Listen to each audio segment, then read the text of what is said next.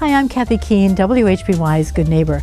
I'm at Going to Pieces Quilt Company at 1017 West Northland Avenue here in Appleton, and this is Crafting with Kathy.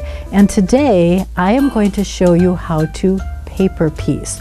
Paper piecing is a real simple method. If you know basic sewing skills, you can master paper piecing. And this is one of the projects that I'm going to show you how to do today. So come and join me for your lesson on paper piecing.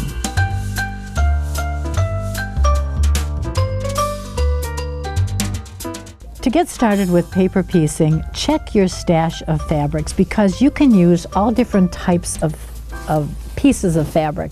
So what I did, I went in my stash and I found some golds and some browns, and I love trees. I'm from northern Wisconsin. We had lots of pine trees.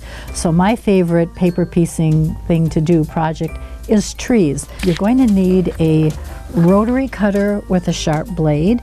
You're also going to need a ruler because we're going to need to measure 1/4 inch. And to get started, you find your project, and what I do is, paper piecing is numbered, and all you do is follow the numbers. So if you look at this is the tree that I'm going to be working on. You start with number 1, you add your second piece of fabric to 1, and then your third, and it's all numbered all the way up to, this one happens to be have 15 pieces. So what I do is I take a very thin piece of paper and I trace the pattern on the paper. And then here is the pattern, as you can see, and I started this one already. So I started with number 1, which is the trunk of the tree, and I added the other 2 pieces. And when I flip it over, you will see that I have started, and I have one more to add.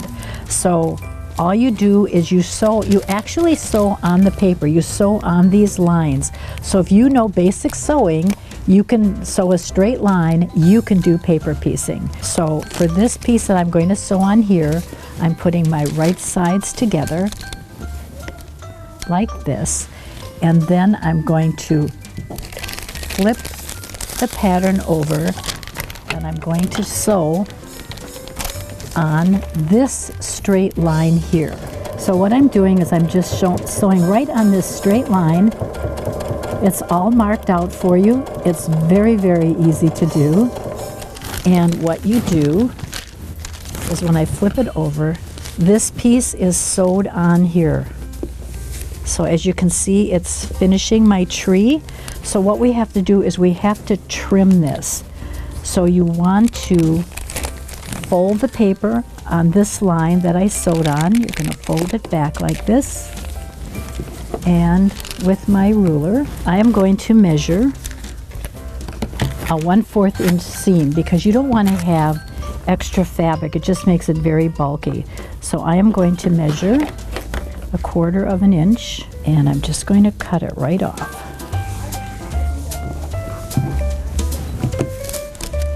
And then when you flip it back, I'm going to trim these edges. Again, I'm going to flip it over, and you're just following the pattern, which makes it very easy.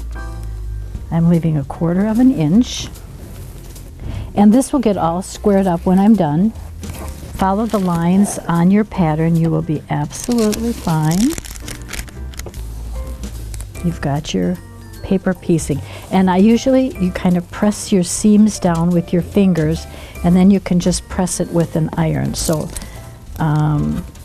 I have to fold this top part here is the top of my pattern, so I'm going to fold it on this top line. We are going to cut off the excess fabric, and again it's 1/4 inch.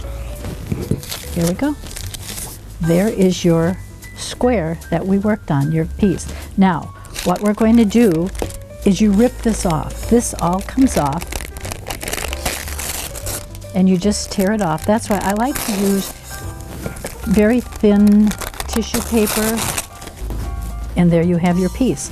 So it's going to match this one, and I have a 1.5, and this is going to get squared.